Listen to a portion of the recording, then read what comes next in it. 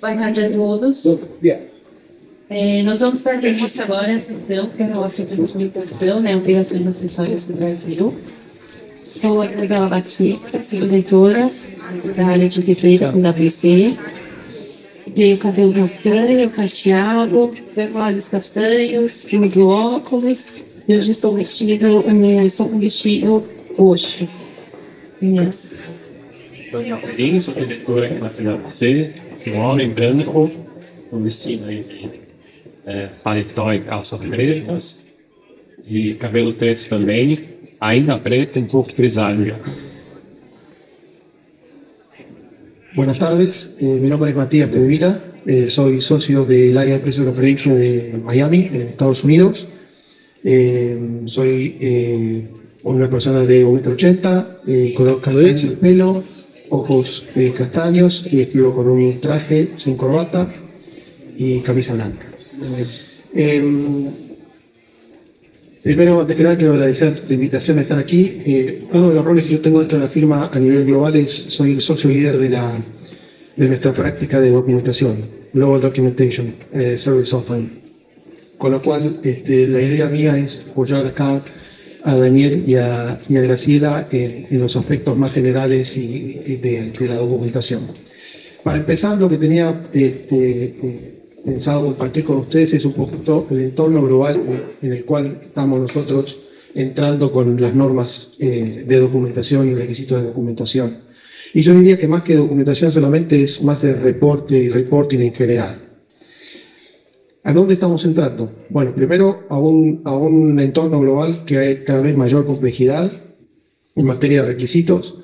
Nosotros tenemos nuevos requisitos. Inglaterra ha introducido nuevos requisitos aplicables a partir de este año.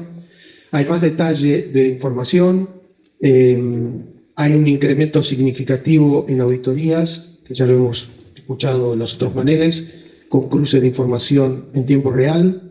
Y hay algo que nosotros llamamos el enforcement de las reglas, y que es más que nada una aplicación bien efectiva de la normativa. Por ejemplo, Estados Unidos ha emitido normas claras de qué es lo que tienen que contener los estudios de precios o la documentación. Hay aspectos regulatorios que van más allá de precio de transferencia, que exigen también reporting, y ahora voy a ir en un minuto en ello. Y básicamente todo esto se traduce a lo que nosotros llamamos mayor transparencia.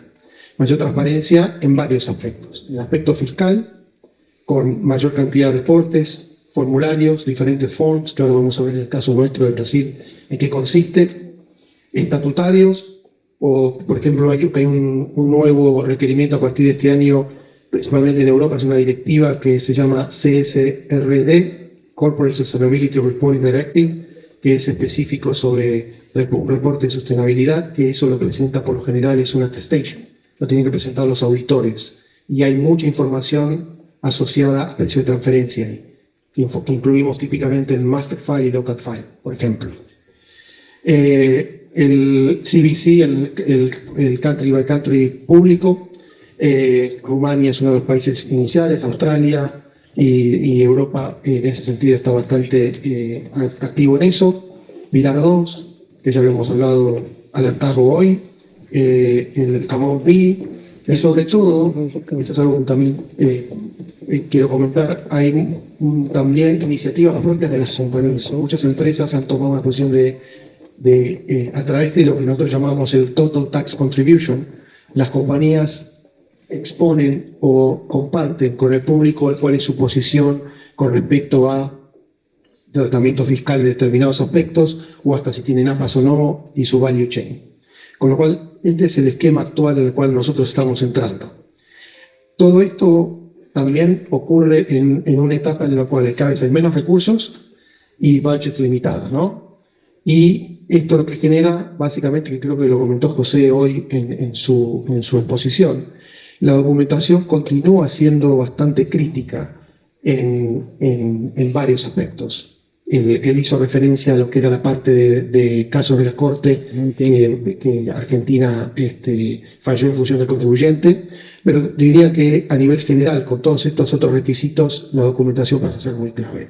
Y el rol de la tecnología, que Les recomiendo, si pueden, en la próxima sesión vayan a la sesión de tecnología, que ahí va a haber varios aspectos asociados a Artificial Intelligence, cómo impacta en la documentación, etc. El último punto, y con esto paso para mis compañeros, todo esto está enfocado en 3 aspectos: consistencia, eficiencia y la identificación de oportunidades. Esa es la idea siempre cuando uno ataca la documentación a nivel global. Les paso la posta a ustedes, Graciela, a continuar con la conversación. Obrigada, Matias. Como foi mencionado, então, o Brasil adotou a documentação em 3 níveis, né? Então, nós temos agora o Master File, que foi chamado de arquivo global, o Local File, que seria o arquivo local, e o CBC, que nós já temos há algum tempo, desde 2016, seria a declaração país a país. Além disso, o Brasil também incorporou dentro da SF o que a gente chama, né, internacionalmente de TP Return, em que a gente tem alguns formulários que você tem que dar informações detalhadas sobre as transações controladas. Então, a gente vai começar com o Master File.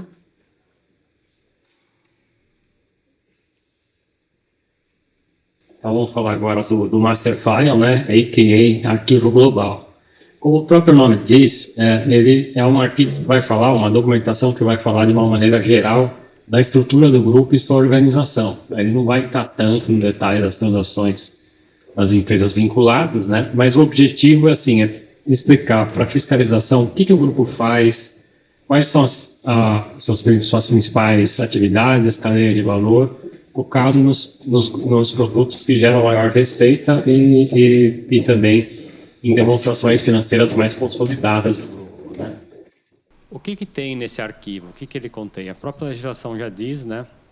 Então, ele tem organograma, operações financeiras, cadeia de valor, descrição dos 5 produtos que geram mais valor para o grupo, né?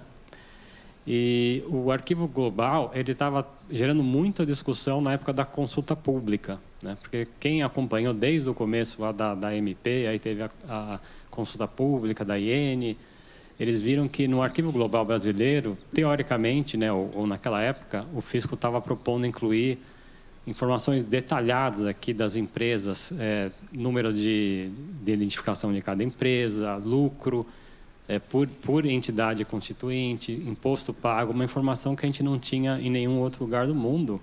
Ia gerar muito problema para fazer esse tipo de arquivo no Brasil, tá?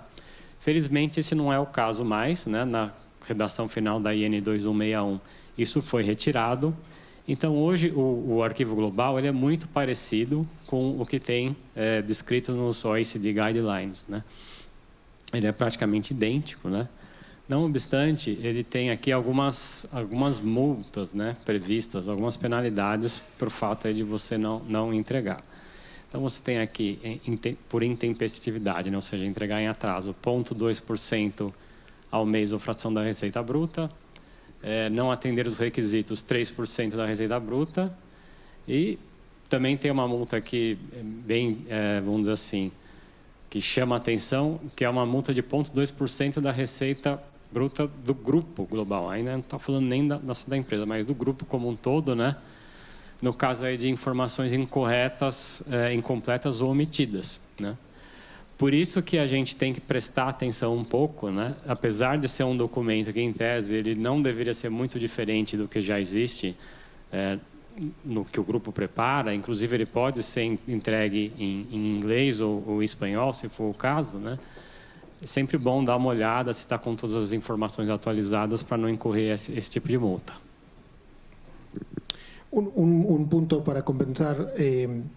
Lo que dijo Daniel es muy relevante. La preocupación que había originalmente era de los cambios que exigían específicos al master file. Iba a generar bastante trabajo adicional. El master file es el típico caso que la idea es que sea uno utilizable para todo el mundo. Hay ciertos países, China, India, España, piden algún matiz mínimo, pero en términos generales el 90-95% de la información está ahí. Sí quiero recalcar el tema de la penalidad. Eso es algo que llamó mucho la atención a todos nosotros porque las penalidades son muy altas. compañías de 100.000 millones de dólares, que existen y muchas, tendrían el 3% de penalidad por no cumplir, es bastante oneroso. Entonces, este es un aspecto que creo que es importante tener en cuenta. Y el último es el tema del lenguaje, que haya esta facilidad de que sea portugués, inglés o español, facilita también más. Acá de vuelta, esto es el concepto que les comentaba antes, ¿no? Estamos nosotros entrando en un contexto en el cual este master file ya está seguramente diseñado a nivel general. Obrigada, Matias. Passando agora para o local file, ele é um documento que vai ser produzido localmente pela empresa aqui no Brasil. E aí é importante se atentar que ele é produzido por cada empresa individualmente. Então, por mais que tenha um grupo aqui no Brasil, cada CNPJ, né, raiz, vai ter que produzir o seu local file e ele deve estar alinhado, né, com o que está sendo descrito ali, com tudo que está sendo contado, a história, né, do master file. Então, a gente sempre fala dessa questão de ter a sinergia, já se prepararem para ter acesso, conversar já com o time do exterior, né, que são os responsáveis, normalmente, pela preparação desse documento, do master file, para já se adaptar, já verificar o que está sendo contado ali de história, se reflete realmente a realidade da empresa brasileira, porque como o Brasil está entrando agora, né, nesse novo cenário, muitas vezes não tem ali, vamos dizer, a descrição ou alguma relação com alguma atividade que o Brasil faz, ou talvez não esteja sendo descrito da forma mais adequada, vamos dizer, sobre a perspectiva brasileira. E aí é importante que tenha esse alinhamento. Então, em termos locais, o local file, né, que foi traduzido como arquivo local, ele deve ser entregue pelos contribuintes, né, todos os contribuintes que tenham transações controladas acima de 15 milhões de reais.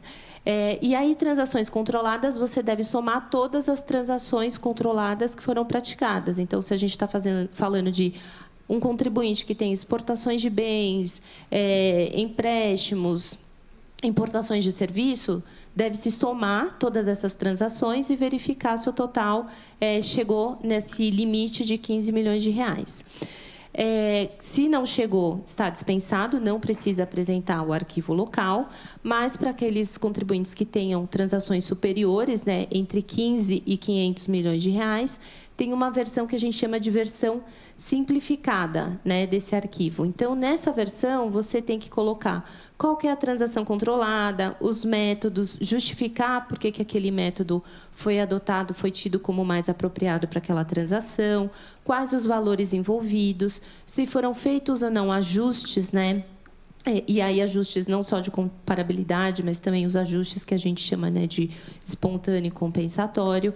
Então, ele é uma versão mais simples e abrangente. Não tem ali um script, né, que a gente fala que tem com relação à versão completa. Então, aqueles contribuintes que tiveram transações acima de 500 milhões de reais, então a gente tem ali na legislação artigos dispondo qual seria basicamente a estrutura, né, que esse documento deveria ter. Então, por exemplo, deve-se falar sobre a estrutura do grupo, sobre a estrutura funcional, né, da empresa, como que ela está organizada internamente, quais são os cargos de gestão, qual que é a linha de reporte internamente dessas pessoas, né, e os cargos deles, né, respectivamente. Deve-se falar sobre o mercado, né, da empresa, onde ela está inserida, as estratégias de negócio também devem ser descritas, e aí também trazer as informações com relação às transações controladas que foram feitas. E aí um aspecto importante que eu trago é que ele traz ali alguns pontos já direcionados, né? Então, ele fala, olha, se você teve operações, por exemplo, com intangíveis ou reestruturação de negócios, você deve trazer essas informações aqui, né? Então, ele já direciona quais são os tipos de informações que você tem que fornecer. E é importante, nesse contexto, com relação a principalmente intangíveis, né, ou reestruturação de negócios, que se menciona aqui, por mais que você não tenha feito a adoção antecipada da regra para 2023, no seu local file de 2024, você deve falar sobre essas operações que ocorreram desde 2022. Então, se você teve a venda do intangível, por exemplo, em 2022, para uma parte relacionada no exterior, tem que avaliar, porque é um aspecto que deveria, né, inicialmente, vou falar, tem que ser avaliado, mas deveria ser pontuado ali dentro do arquivo local, né? Então, é importante se atentar e seguir essa estrutura, né, que vem dentro aí da norma. Algo importante também a se comentar é a questão de, por exemplo, ter que trazer cópias de documentos, né? Então, ele fala que, nesses casos, você deve também trazer as cópias dos contratos, das transações que você está descrevendo. Ele menciona também cópia de APAs. Então, por mais que o Brasil... né, o APA é um acordo avançado, né, de preços, que normalmente é feito entre a entidade, né, uma entidade, e a autoridade fiscal em determinado país. Então, eles alinham previamente qual seria ali a metodologia a ser aplicada. Então, o que a legislação fala? Por mais que o Brasil não seja parte, se esse documento diz respeito a uma operação, a uma transação que é praticada com o Brasil, você deveria anexar a cópia desse documento também aqui junto do seu local file, né? Então, são alguns detalhes e algumas informações que a entidade aqui no Brasil hoje ela não tem acesso, né? Então, é importante repassar esse rol de informações que tem na instrução normativa com antecedência para já ir negociando e solicitando, né, para a matriz essas informações. Sabemos que é difícil, né, mas aqui tem uma barganha aqui falando das penalidades, né? Então, olha, aqui a gente tem altas penalidades que variam aí em função da receita bruta, né, da empresa. Então, já ir negociando uma forma de receber essas informações para vocês se prepararem com antecedência e ter esse documento da forma mais completa. E algo que é muito importante é que esse documento ele deve ser preparado em português, né? Então, o master file é aceito em outros idiomas, mas o local file não. Ele é exclusivamente em português. Então, a gente tem visto aí alguns casos, o pessoal trabalhando na versão em inglês, mas é necessário depois fazer a tradução, e a tradução adequada, né? A gente trazendo para o contexto aqui da realidade do Brasil e colocar essa versão em português. E foi mencionado em um dos painéis sobre a obrigatoriedade de entrega, né? O Brasil ele colocou a determinação de que esses relatórios eles devem ser entregues anualmente, né?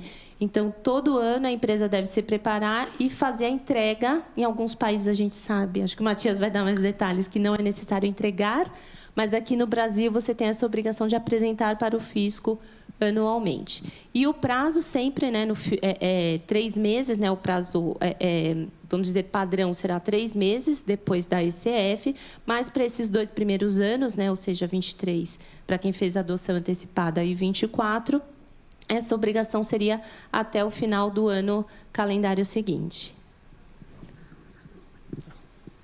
Só complementando um pouco, Grazi, o local file. Ele é nesse documento onde você vai fundamentalmente colocar por tipo de transação qual que é a metodologia de transfer pricing que está sendo selecionada, né? Como a gente sabe, né, já viu, uma das principais mudanças agora é que o método ele não é aleatório, ou seja, o contribuinte não pode escolher qualquer método, ele tem que escolher o método mais apropriado. Então, o que se deve fazer é justificar o porquê foi o método escolhido e por que não foi escolhido os outros, tá? É justamente também no arquivo local que, uma vez selecionado o método mais apropriado, é que você vai fazer os testes. Então, por exemplo, se o método foi o MLT, que é o TNMM, quais foram os ajustes de comparabilidade, quais foram os anos de comparação, quais foram as bases de dados utilizadas, qual foi a estratégia de busca utilizada, qual que foi o resultado, por que se descartou esse ou aquele comparável, tudo isso no local file. Por isso que quando a gente pega um local file, para quem já teve a oportunidade de ver, ele é um documento aí que costuma ter entre 150, 200, dependendo da companhia, até 300 páginas, né? Então, é um documento realmente muito complicado, principalmente no primeiro ano de ser desenvolvido, tá? E, por fim, como a Grazi mencionou, para as empresas que estão ali tem empresa que está no paraíso, né, abaixo de 15 milhões, no purgatório entre 15 e 500 milhões e no inferno acima de 500 milhões de transações intercompany. Para essas empresas, a documentação brasileira é, sim, infelizmente, mais detalhada que o próprio OECD Guideline diz.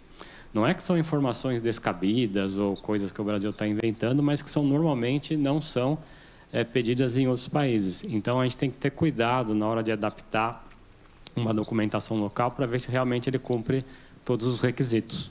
Só um complemento antes, que eu esqueci de mencionar. É importante, porque nesse último tópico, né, da versão mais completa, né, para as transações acima de 500 milhões, tem um requerimento dentro da instrução normativa que fala, caso esse estudo seja preparado por um terceiro, deve ser apresentada uma declaração de responsabilidade desse terceiro com relação às técnicas empregadas nesse estudo, né? Então, é algo que también debe ser destacado. Ahora voy a tocar ese tema un minutito. Son dos, tres cosas. Uno, el tema de la materialidad creo que es un tema muy importante porque limita un poco la complejidad o la carga al contribuyente con respecto a transacciones que no son tan materiales. Hay varias compañías que no tienen necesariamente transacciones significativas con sus partes vinculadas, con lo cual esto trata de capturar eso. Hay varios países que tienen esa filtro o esa materialidad.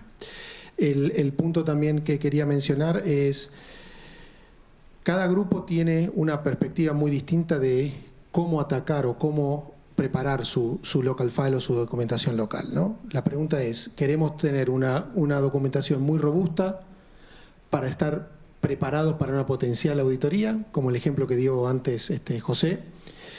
O que esto también es verdad, y muchos capaz que ustedes cuando hablan con casas matrices y demás quieren tener lo mínimo indispensable, ¿no? Porque es muy parecido el local file a lo que está en los otros países, yo ya tengo reportes en 50 países, es bastante parecido, ahora tiene que ser nada más que en portugués, bla, bla, bla, bla. Así que creo que muchos de ustedes deben estar pasando por estas conversaciones. Creo que acá es muy importante varios temas. Primero, que nosotros venimos de 25 años de una metodología muy distinta, y que por naturaleza va a haber algunos cambios. Entonces, este es el primer año que nosotros vamos a explicar formalmente cómo operamos localmente. Sacamos el master file ya existe, ya existía, ¿cómo vamos a operar? Y eso es muy importante, que un comentario que había dicho Horacio hoy a la mañana es nosotros estar en el asiento conductor de el manejo de la data por un lado y de la historia. Telling your own story. Uno que pueda contar su historia, no que me la cuente el fisco con la poca información que va a tener. Esto creo que es algo importante. De vuelta, cada grupo tiene su postura, pero eso es algo que quería mencionar. Y bueno, eso era más que nada. ¿Era alguna pregunta más que no? ¿Tenías o no? No. Ok, perfecto. Bom, passando para a próxima obrigação, a gente colocou aqui, antes do CBC, o TP Return, né, que seria a declaração que assim é chamada em outros países, e aqui foi incorporada dentro da ECF nos blocos 360 a 375, desculpe, são os novos blocos da ECF. Para esse primeiro ano de 2023, para aqueles que fizeram a adoção antecipada, vai responder que sim, adotaram a nova regra, e aí esses blocos serão abertos. Aqueles que não fizeram a adoção antecipada vão colocar que não adotaram e vai continuar com aqueles formulários, né, do X291 a 330, que nós já temos historicamente. Aqui, você dá os dados das transações controladas. Então, você vai trazer os detalhes sobre qual que foi o valor, qual que é o tipo da transação, qual que foi o método adotado, se teve ou não ajuste. Então, ele traz, a gente vai colocar aqui alguns prints, né, dessa obrigação, mas você tem que colocar toda essa informação detalhada. E aí eu chamo a atenção para a questão do aspecto temporal, né? As obrigações Master File, Local File, elas são entregues, aí, como a gente mencionou, para os primeiros anos, no final do ano calendário seguinte, né? Ou 3 meses após a SF. Mas essa obrigação está dentro da SF, então o prazo, por enquanto, seria julho do ano seguinte. Então, a empresa já tem que estar apta e já tem que ter o cálculo, saber qual é o método, ter toda a análise, saber se teve ajuste ou não, já para a SF. Né? Então, esse é um aspecto importante. Então, a história vai ser contada nos relatórios, né, depois da SF, mas toda a documentação base vai nesse primeiro reporte. Então, dentro, né, da ECF, em português, e deve ser feita anualmente. E aí, um aspecto importante é que todos os contribuintes que tiveram transações controladas devem preencher a ECF. Então, a gente não tem mais aquela dispensa de transações até 15 milhões. Na lei, tem ali uma previsão, né, para que a Receita Federal coloque medidas de simplificação. Por enquanto, ainda não temos, e é esperado que isso venha endereçado futuramente. Mas o que temos, por enquanto, é que se uma empresa do grupo que normalmente não faz transações controladas, eventualmente fizer uma operação de R$1.000, vai ter que preencher CF e fazer a análise. Então, atente-se, porque para preencher CF, você precisa fazer a análise. Un par de comentarios adicionales. Lo de este requisito adicional de reporte, uno más, es bastante consistente en toda la región. Desafortunadamente, el primer país que le introduzco esto fue Argentina en 1999 y después el resto de los países han copiado. La particularidad que tiene Brasil es que, o la particularidad que tienen los otros países, si queremos hablar de otra manera, es que los otros países hacen una declaración informativa separada en términos generales y hasta a veces en otra fecha distinta, mientras que aquí esto es bastante similar a en Estados Unidos, que es como un anexo adicional dentro del tax return. Un tema que parece muy básico, pero en mi experiencia ha pasado lamentablemente muchas más veces de lo que uno piensa, es la importancia de consistencia. Lo que yo reporto en este formulario que sea consistente con lo que me dice el local file, por ejemplo. Aunque me parezca mentira, muchas veces no coincide y genera ya sea o penalidades o inconsistencias o preguntas innecesarias al fisco. Ese sería un comentario, sobre todo cuando lo hacen distintas personas, ya sea este formulario o el reporte, o no está la misma gente coordinada. Ese es, creo yo, un punto importante a considerar. E aqui as multas aplicáveis são as mesmas multas da ECF. Aqui nós trouxemos um demonstrativo aqui de uma tela, né, que a gente entrou para fazer a simulação de um preenchimento. Então, a gente destaca aqui, quando a gente fala transações, como que o fisco está abrindo essas transações? Ele está falando, transações são exportações de bens, importações de bens, importação e exportação de serviços, operações financeiras. Então, você tem que selecionar qual que é a transação. Mas, antes disso, você tem que informar ali qual que é a entidade com a qual você fez essa transação. Então, a informação é bem detalhada. Você começa colocando quem que é a contraparte, né, que a gente chama. Depois, qual que é o tipo de operação. E, na sequência, por exemplo, se você escolher que é uma exportação de bens, ele vai pedir para você preencher qual que é o NCM, né? E aí a gente já vai compartilhar com vocês aí que possivelmente vamos ter uma retificação do programa, porque fazendo os testes, né, ele, por exemplo, não deixa que você preencha mais de um tipo de NCM para a mesma parte, para a mesma contraparte. Então, por exemplo, se a gente tem uma empresa aqui brasileira que é essencialmente exportadora, commodities, por exemplo, e exporta soja, milho, são NCMs diferentes. Hoje, no programa, ela não consegue informar. Ou ela informa um, ou ela informa outro para a mesma empresa. Ela não consegue informar mais de um.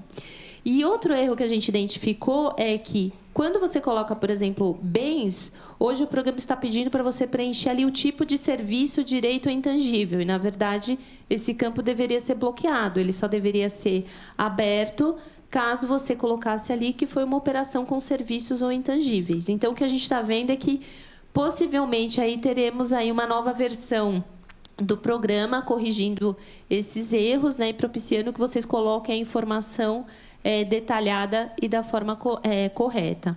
Ainda seguindo, a gente tem ali as informações, né, que devem ser contempladas para essa transação com relação ao método que foi adotado, se você tem ou não ajuste e o tipo de ajuste, se é um ajuste espontâneo, né, que é aquele ajuste exclusivamente na ICF, que você está fazendo no momento da apuração do imposto de renda, ou se é um ajuste compensatório, né?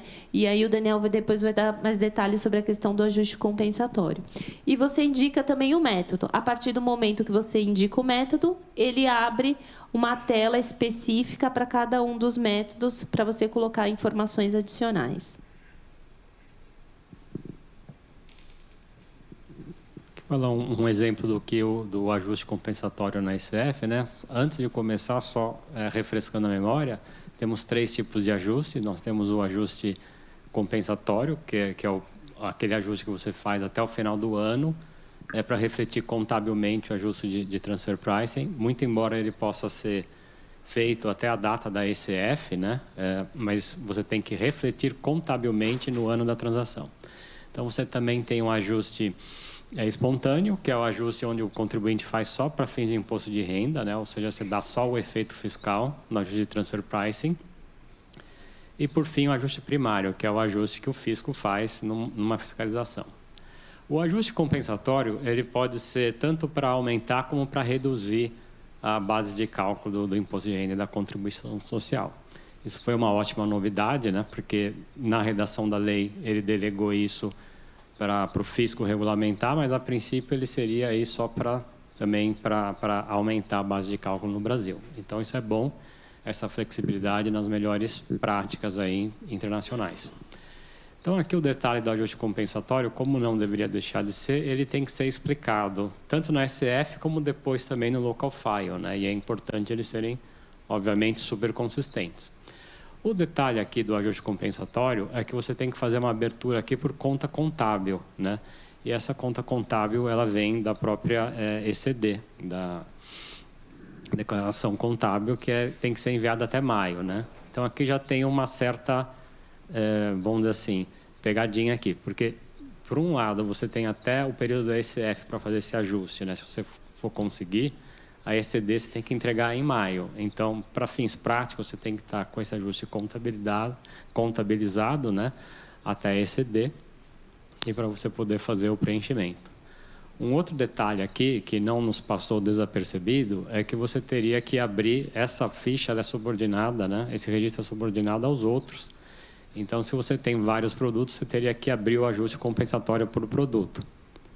Quando a gente está falando no método MLT, né, que é por transação, por exemplo, distribuição, manufatura, geralmente a gente não tem esse tipo de ajuste a nível de produto, né? A gente faz um ajuste geral para a transação.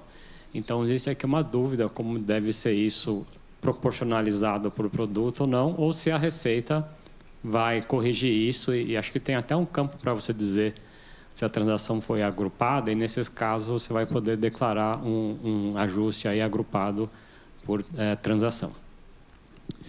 Ese es un tema muy importante porque en el resto de la región hay, como les dije antes, los formularios son algunos parecidos, algunos piden más información, otros menos información, información de los comparables o no, etcétera. Pero lo que hemos observado es que en el transcurso de los años las autoridades fiscales fueron modificando y retocando los formularios. Por ejemplo, este es un punto que capaz que el día de mañana podrán haber algún tipo de cambio teniendo en cuenta el ejemplo que le decía Daniel, ¿no?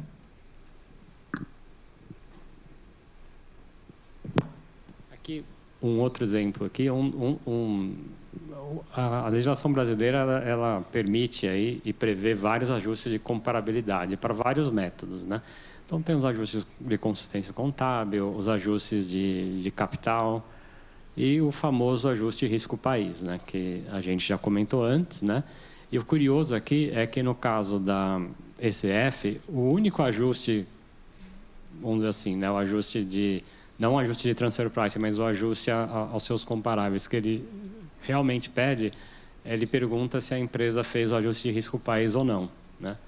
Que ele vai ser aplicado aqui no caso de uso de comparáveis não domésticos, e apesar dele não ser obrigatório, na própria redação da IN, isso demonstra um forte indicativo que o fisco vai querer saber se esse ajuste foi aplicado ou não, né? E se foi usado comparáveis não domésticos ou não, porque isso também é uma informação que é perguntada na ECF, ou seja, se você fez benchmarks comparáveis, ele é doméstico ou não, ele é interno ou externo, doméstico ou não doméstico, a não doméstico fez o ajuste risco-país, sim ou não? Então fica aí o ponto, né? Que o fisco vai provavelmente dar um foco de atenção muito grande nessa questão dos comparáveis.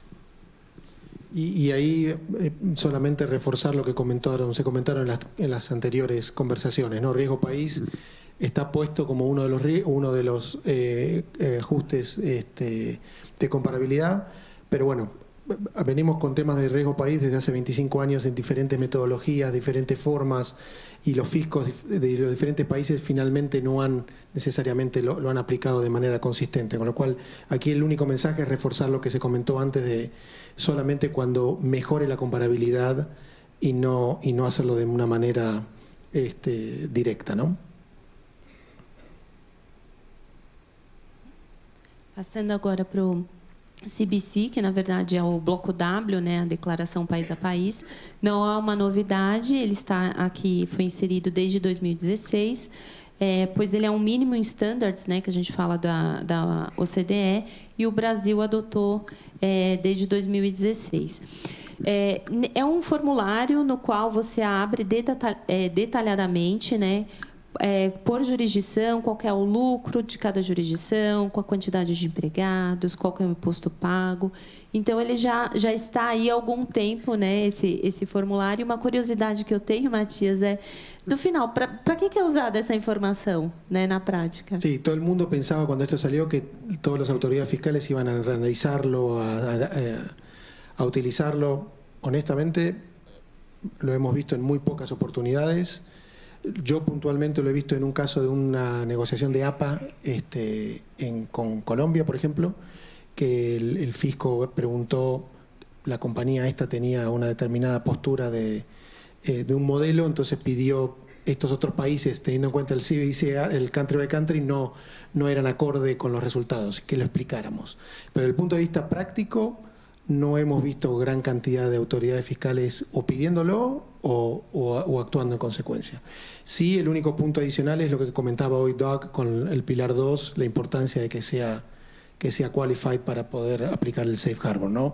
Eso sí estamos viendo que este último año hay mayor hincapié en asegurarse que el CBCR es acorde a la norma. Ok, obrigada.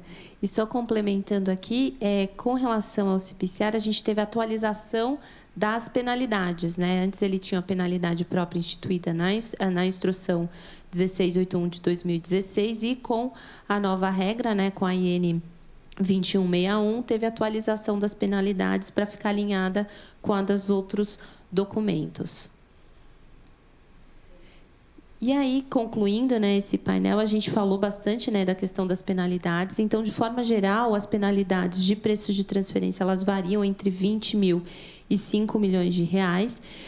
E é importante aqui também destacar que a gente tem penalidade de 5%, né, do valor da transação correspondente, caso não seja dada a informação da forma devida, vamos dizer assim, né, durante um procedimento fiscal, ou não entregar a informação, ou não entregar, né, ou realizar alguma conduta que implique o embaraço, né, a fiscalização, a penalidade é